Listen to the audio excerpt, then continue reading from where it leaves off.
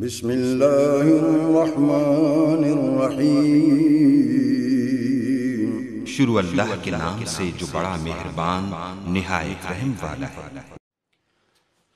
یا ایہا الذین آمنوا اذا قمتم الى الصلاة فاغسلوا وجوہکم وایدیکم الى المرافق۔ یا ایہا الذین آمنوا، اے ایمان والو، اذا قمتم الى الصلاة، جب تم اٹھو نماز کی طرف، فاغسلوا وجوہکم، تو دھو لو اپنے منہ، وایدیکم الی المرافق، اور ہاتھ کہنیوں تک، وامسحوا برؤوسکم، اور مسح کرو اپنے سروں کا، وارجلکم الی الکعبین، اور دھو لو پاؤں ٹخنوں تک،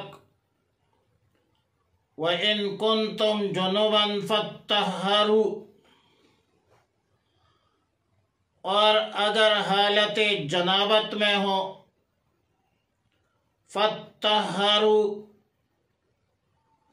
تو اچھی طرح سے پاک ہو جاؤ، وَإِن كُنتُمْ مَرْضَىٰ أَوْ عَلَىٰ سَفَرٍ، اور اگر تم مریض ہو یا سفر میں ہو، او جاء احد منکم من الغائط، اور یا تم میں سے کوئی شخص قضاء حاجت کی جگہ سے آیا ہو، او لامستم النساء، یا تم نے عورتوں سے قربت کی ہو، فَلَمْ تَجِدُوا مَاءً، پھر تم نہ پاؤ پانی کو، فَتَيَمَّمُوا صَعِيدًا طَيِّبًا، تو ارادہ کرو پاک مٹی کا، فَامْسَحُوا بِوُجُوهِكُمْ وَأَيْدِيكُمْ مِنْهُ، پس اس سے اپنے چہروں کا اور اپنے ہاتھوں کا مسح کرو، ما یرید اللہ لیجعل علیکم من حرج، ما یرید اللہ لیجعل علیکم من حرج، اللہ ارادہ نہیں فرماتا کہ تم پر کوئی تنگی ڈالے، وَلَكِنْ يُرِيدُ لِيُطَهِّرَكُمْ، لیکن اللہ ارادہ فرماتا ہے تاکہ تم کو پاک کرے، وَلِيُتِمَّ نِعْمَتَهُ عَلَيْكُمْ، تاکہ تم پر اپنی نعمتیں پوری کرے، اپنی نعمت پوری کرے، لَعَلَّكُمْ تَشْكُرُونَ، اور تاکہ تم اللہ کا شکر ادا کرو، وَاذْكُرُوا نِعْمَةَ اللَّهِ عَلَيْكُمْ، اور اللہ کی نعمت کو یاد کرو جو تم پر ہے، وَمِيثَاقَهُ الَّذِي وَاثَقَكُمْ بِهِ، اور اس پختہ عہد کو یاد کرو جو تم نے اللہ کے ساتھ مضبوطی کے ساتھ کیا ہے، اِذْ قُلْتُمْ سَمِعْنَا وَأَطَعْنَا، جب تم نے کہا کہ ہم نے سنا اور مانا، وَاتَّقُوا اللَّهَ، اللہ سے ڈرو، اِنَّ اللَّهَ عَلِيمٌ بِذَاتِ الصُّدُورِ، بے شک اللہ جاننے والا ہے ان باتوں کو جو سینوں میں ہے۔ ہمارے فقہ کے مصنفین امام قدوری رحمہ اللہ الباری، صاحب ہدایہ علامہ برہان الدین المرغینانی رحمہ اللہ الباری، اور اسی طرح دیگر مصنفین شارحین کتاب الطہارت کے ابتداء میں آیاتی مذکورہ ذکر کرتے ہیں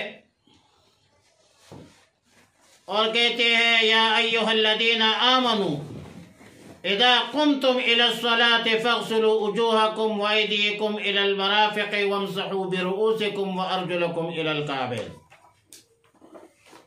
تو اس مقام پر اساتذہ کرام مصنف کا غرض بیان کرتے ہیں کہ غرض العبارت غرض العبارت الماتن من هذه العبارت تنبیہ على ان الوضوء من احکام المنقولۃ دون المعقولہ، کہ مصنف کا غرض یہ ہے کہ وضو احکام منقولہ میں سے ہے، نہ کہ احکام معقولہ میں سے۔ اور آیات مذکورہ میں 8 چیزوں کا ذکر ہے، طہارتین کا ذکر ہے جو وضو اور غسل ہے، مطہرین کا ذکر ہے پانی اور مٹی، غسل اور مسح، حدث اور جنابت، دلیلین کا ذکر ہے، وضو کے لیے تفصیلی اور غسل کے لیے اجمالی، اور اسی طرح مبیحین مرض اور سفر کا ذکر ہے، کنایتین کا ذکر ہے قضاء حاجت اور ملامست، اور کرامتین تطہیر الذنوب اور اتمام نعمت۔ کل 12 ہو گئی، 18 ہو گئے، 16 ہو گئی، 8 چیزیں ہیں اور ہر چیز میں 2 ہے۔ آیات مذکورہ تو بالاتفاق مدنی آیت ہے، لیکن چونکہ وضو کا طریقہ من سنن الانبیاء ہے،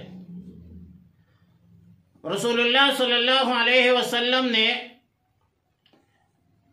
ایک دفعہ وضو کیا، ایک بار وضو کیا، ہر اندام کو ایک بار دھویا، اور فرمایا کہ یہ وہ وضو ہے جس کے بغیر نماز قبول نہیں ہوتی۔ پھر ہر اندام کو 2 بار دھویا اور فرمایا کہ یہ وہ وضو ہے جس پر اجر 2 ملتا ہے، اور وتوضع ثلاثا اور ہر اندام کو 3 بار دھویا، اور فرمایا ھذا وضوئی ووضوء من قبلی، یہ میرا وضو ہے اور مجھ سے پہلے انبیاء علیہ السلام کی وضو ہے۔ تو وضو سنن الانبیاء ہے۔ اور اس کے بعد آمنو اگر کی مذکر کا صیغہ ہے، لیکن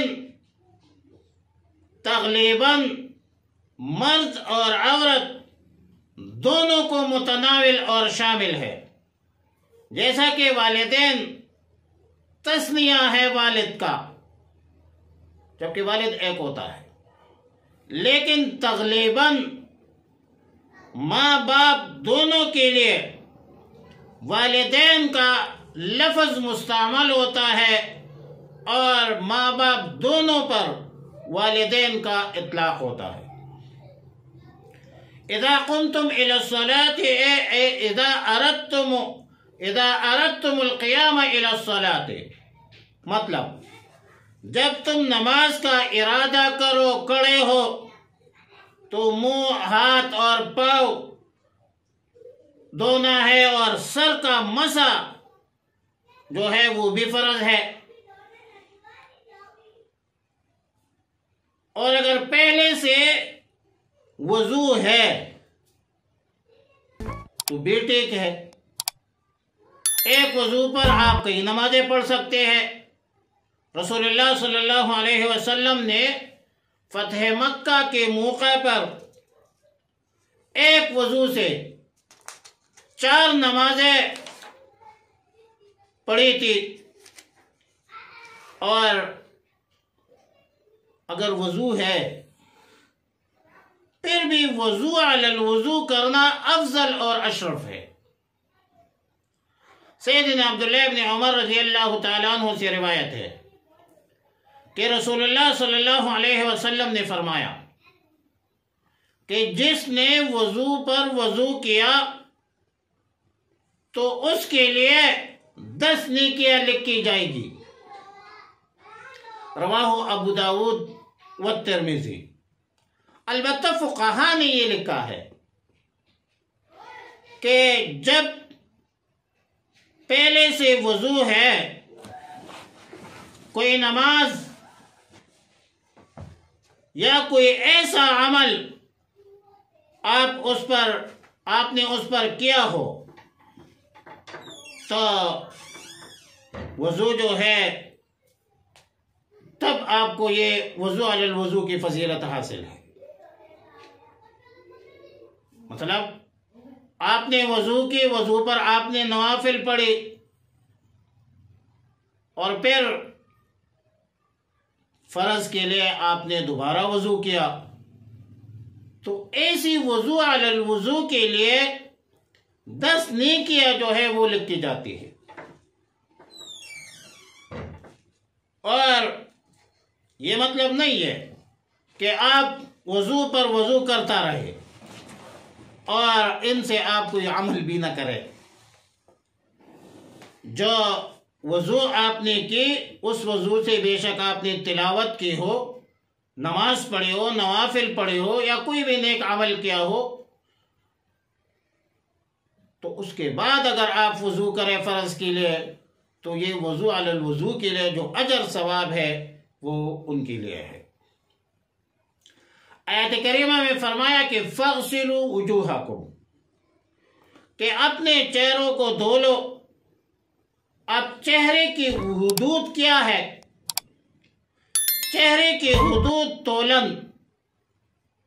لمبائی میں پیشانی سے لے کر نیچے توڑے تک، اور عرضاً چوڑائی میں کان کے اس لو سے لے کر یہاں تک، یہ حدود ہے چہرے کا۔ اور اگر داڑھی ہلکی ہو تو اس کے نیچے تک پانی پہنچانا اور کال دھونا، چمڑا دھونا یہ ضروری ہے۔ اور اگر داڑھی گنی ہو جس میں اندر کے کال نظر نہیں آتی، اور اندر کے کال نظر نہیں آ رہی ہو، تو داڑھی کا اوپر سے دھونا یہ پھر کافی ہے۔ شریعت مطہرہ میں بے وضو ہونے کو حدث اصغر کہتے ہیں، اور غسل فرض ہونے کی صورت میں اس کو حدث اکبر کہا جاتا ہے۔ اور ان دونوں حالتوں میں نماز پڑھنا ممنوع ہے، گناہ ہے۔ وَأَيْدِيَكُمْ وَأَرْجُلَكُمْ، ہاتھوں کو دھونا، پاؤں کو دھونا۔ ہاتھوں کے حدود ہاتھ کے انگلیوں سے لے کر کوہنیوں تک ہے، اور پاؤں کی حدود پاؤں کی انگلیوں سے لے کر ٹہنوں تک ہے، اور یہ دھونا فرض ہے۔ چہرہ، ہاتھ، پاؤں دھونے کے بعد مسح الراس یہ بھی فرض ہے۔ پورے سر کا مسح کرنا یہ سنت ہے۔ اور بخاری شریف جلد 1 صفحہ نمبر 31 میں رسول اللہ مبارک صلی اللہ علیہ وسلم کا عمل موجود ہے۔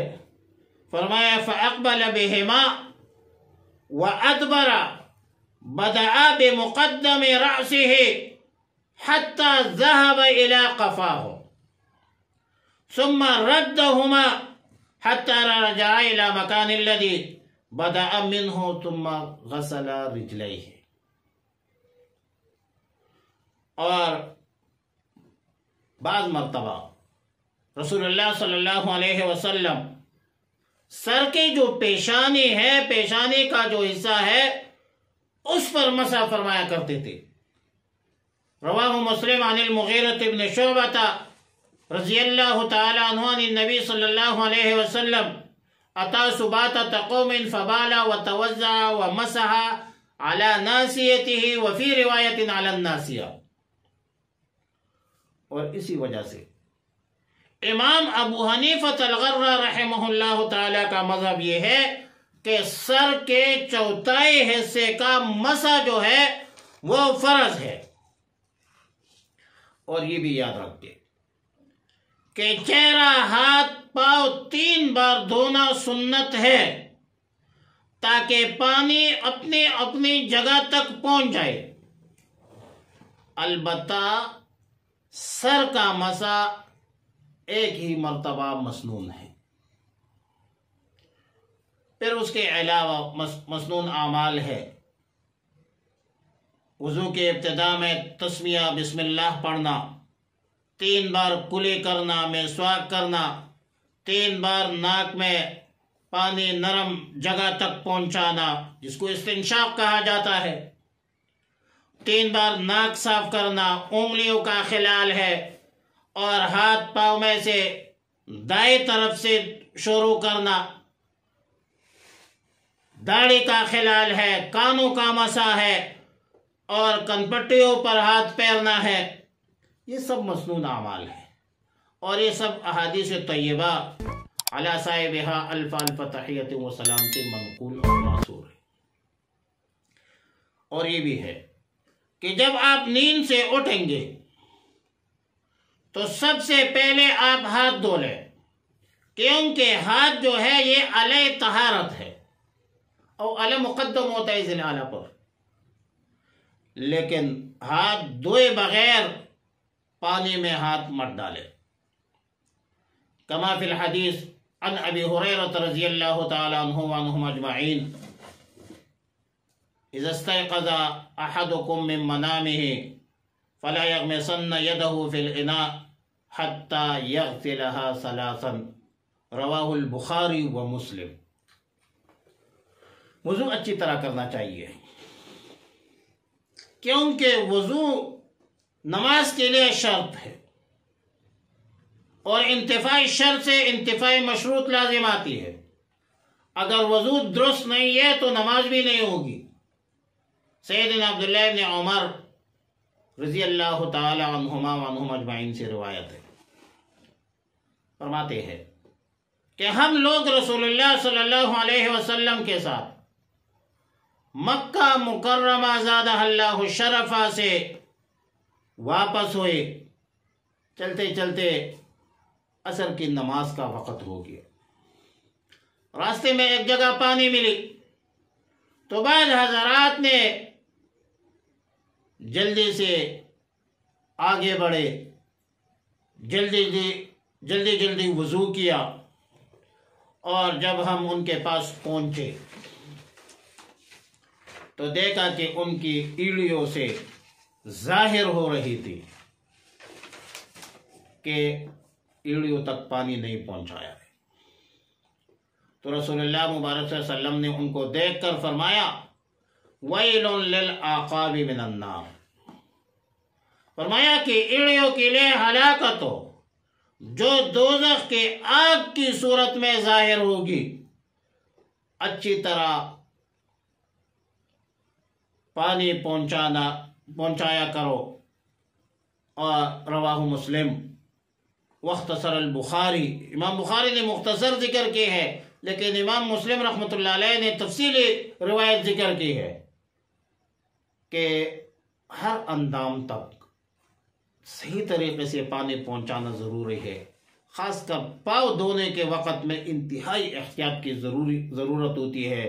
ایڑیوں کا جو مسئلہ ہے آپ عام ماحول میں چیک کر لیں، جو بچے چھوٹے یا جلدی میں وضو بناتے ہیں تو یقیناً آپ چیک کر لیں، خود آپ کو نظر آئے گا کہ انہوں نے ایڑیوں تک پانی نہیں پہنچایا۔ لیکن ایک بات اور ہے، اسراف سے بھی گریز کرنا چاہیے وضو کرتے وقت۔ ضرورت سے زیادہ پانی بہانا یہ بھی درست نہیں ہے، جائز نہیں ہے۔ رسول اللہ صلی اللہ علیہ وسلم کا ایک دفعہ حضرت سعد رضی اللہ تعالی عنہ پر گزر ہوا، وضو کر رہے تھے، رسول اللہ صلی اللہ علیہ وسلم نے فرمایا کہ یہ اسراف ہے۔ حضرت سعد رضی اللہ تعالی عنہ نے فرمایا کہ کیا وضو میں بھی اسراف ہوتے ہیں؟ تو رسول اللہ صلی اللہ علیہ وسلم نے فرمایا کہ ہاں، وضو میں بھی اسراف ہوتی ہے۔ اگر کہ تم شط نہر جارن، تم جاری نہر پر ہو، تب بھی وہ اسراف ہے۔ رواہ احمد وابن ماجہ۔ لہذا وضو میں بھی اعتدال کی ضرورت ہے، نہ بالکل کمی کرنا چاہیے نہ زیادتی کرنا چاہیے۔ پانی کے استعمال میں بھی احتیاط ضروری ہے۔ وضو امم سابقہ میں سے ہے، سنن الانبیاء علیہ السلام میں سے ہے، لیکن امت محمد عربی صلی اللہ علیہ وسلم کو یہ امتیازی حیثیت حاصل ہے کہ قیامت کے دن وضو کے اثر کی وجہ سے ان کے ہاتھ اور پاؤں روشن ہوں گے۔ اور اگلا جملہ وَإِن كُنتُمْ جُنُبًا فَاتَّطَهَّرُوا، اس جملہ میں غسل کا بیان ہے۔ جب مرد یا عورت پر غسل فرض ہو جائے، میلاب کے احتلام کی صورت میں، میلاب کی اساس پر یا کسی اور وجوہات کی بنیاد پر منی خارج ہو جائے تو غسل واجب ہو جاتا ہے۔ سر سے پاؤں تک پورے جسم کو ایک بار پانی پہنچانا یہ فرض ہے، اور چونکہ فَاتَّطَهَّرُوا مبالغے کا صیغہ ہے، لہذا امام ابو حنیفہ رحمۃ اللہ علیہ کے مذہب میں مزمزہ اور استنشاق بھی فرض ہے۔ خوب کلی کرنا، ناک کی نرمی تک پانی پہنچانا، اس میں آپ کو احتیاط کرنی ہوگی۔ پورے بدن تک پانی پہنچانا اور مزمزہ اور استنشاق، یہ تینوں فرض ہے غسل میں۔ غسل کا مسنون طریقہ یہ ہے کہ سب سے پہلے استنجا کرے، نجاست کو دور کرے، ان کانت علی بدنہ، مزمزہ اور استنشاق کرے اگر روزہ نہ ہو، پھر 3 بار پورے بدن پر پانی بہائے، پانی پہنچائے۔ ایک بار پانی پہنچانا فرض ہے اور 3 بار پانی پہنچانا یہ سنت ہے۔ سیدنا ابو ہریرہ رضی اللہ تعالی عنہ وعنہم اجمعین سے روایت ہے کہ رسول اللہ صلی اللہ علیہ وسلم نے فرمایا کہ ہر بال کے نیچے جنایت ہے، ہر بال کے نیچے جنابت ہوتی ہے، یعنی جسم جو ہے پورے جسم کو پانی پہنچانا ضروری ہے، کیونکہ ہر بال کے نیچے جو ہے جنابت ہوتی ہے۔ لہذا بالوں کو دھونا اور جس جگہ پر بال نہیں ہے اس کو صاف کرنا یہ ضروری ہے۔ رواہ الترمذی۔ اور جس طرح جنابت سے غسل فرض ہو جاتا ہے، اسی طرح حیض اور نفاس کے ختم ہونے پر بھی غسل فرض ہو جاتا ہے، اور غسل کا طریقہ وہی ہے جو اوپر ہم نے ذکر کیا، یعنی فرض غسل کا جو طریقہ ہم نے ذکر کیا اس طریقے پر حیض کے انقطاع پر یا نفاس کے اختتام پر اسی طرح آپ غسل کریں گے، چاہے مرد ہے یا عورت ہے۔ وَإِن كُنتُم مَرْضَىٰ أَوْ عَلَىٰ سَفَرٍ أَوْ جَاءَ أَحَدٌ مِّنكُم مِّنَ الْغَائِطِ أَوْ لَامَسْتُمُ النِّسَاءَ، اور اگر تم مریض ہو یا سفر میں ہو یا قضائے حاجت کی جگہ سے آئے ہو یا عورتوں سے قربت کی ہو اور پھر تم پانی نہ پاؤ، پانی نہ ملے، تو ارادہ کر لو پاک صاف مٹی کا، اور پھر اس سے اپنے چہرے کا اور اپنے ہاتھوں کا مسح کرو۔ اور اس جملے میں اشارہ ہے تیمم اور جنابت کا بیان ہے۔ تیمم ہم نے پہلے بھی پڑھا ہے کہ تیمم لغت میں قصد اور ارادہ کو کہتے ہیں، اور اصطلاح میں قصد و استعمال الصعید الطیب فی عضوین مخصوصین کما فی البدایع، پاک صاف مٹی کا مخصوص انداموں پر استعمال کرنا ہے پاکی کی ارادہ سے۔ تیمم میں 3 فرض ہے، ایک نیت ہے اور 2 ضرب ہے۔ التیمم ضربتان، ضربۃ للوجہ و ضربۃ للذراعین۔ اور یہ بھی یاد رکھیں کہ تیمم تب کیا جاتا ہے جب پانی موجود نہ ہو، اور پانی اگر موجود ہے لیکن اس کے استعمال پر آپ قدرت نہیں رکھتے، مریض ہے مثلا، اور یہ بھی یاد رکھیں کہ تیمم وضو اور غسل دونوں کا قائم مقام ہے۔ او لامستم النساء، امام ابو حنیفہ رحمۃ اللہ علیہ کے نزدیک او لامستم النساء بمعنی جامعتم النساء ہے۔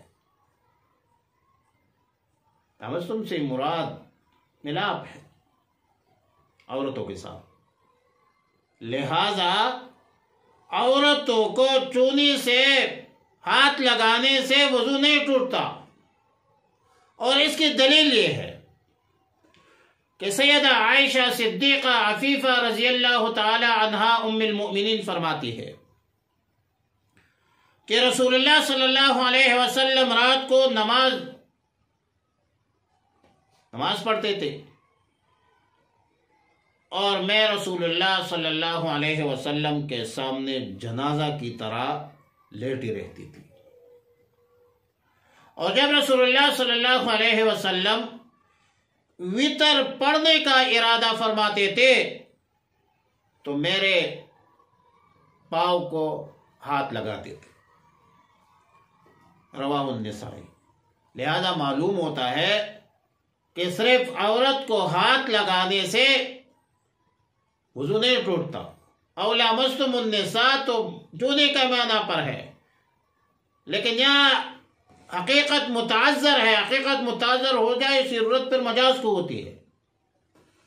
ما یرید اللہ لیجعل علیکم من حرج، اللہ ارادہ نہیں فرماتا کہ تم پر کوئی تنگی ڈالے، لیکن اللہ رب العالمین ارادہ فرماتا ہے کہ اللہ تم کو پاک کرے، تم پر اپنی نعمت پورے کرے، تاکہ تم اللہ کی نعمت کا شکر ادا کرو جو تم پر کی ہے۔ اور ظاہر ہے کہ آیات میں وضو کا ذکر ہوا، غسل کا تذکرہ ہوا، پانی نہ ہونے کی صورت میں تیمم کی اجازت ملے، یہ بھی اللہ کی طرف سے ایک نعمت ہے۔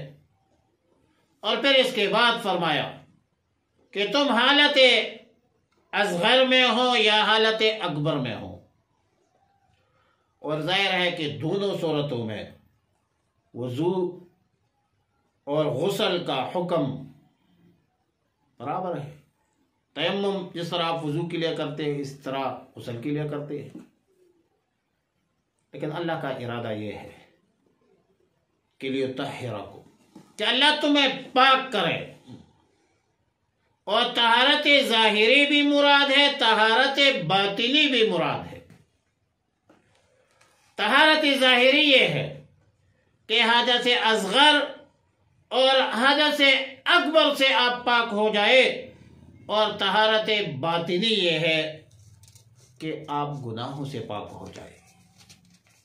اور وَاذْكُرُوا نِعْمَةَ اللَّهِ عَلَيْكُمْ، اللہ کی نعمتوں کو یاد کرو. اللہ کی نعمتوں کو یاد کرو. شکر نعمت ہائی تو، چندہ کی نعمت ہائی تو، عذر تقصیرات با چندہ کے تقصیرات با. اللہ نے یہ نعمتوں سے تمہیں نوازا ہے. یہ نعمت ظاہری بھی ہے اور باطنی بھی ہے، جسمانی بھی ہے، روحانی بھی ہے.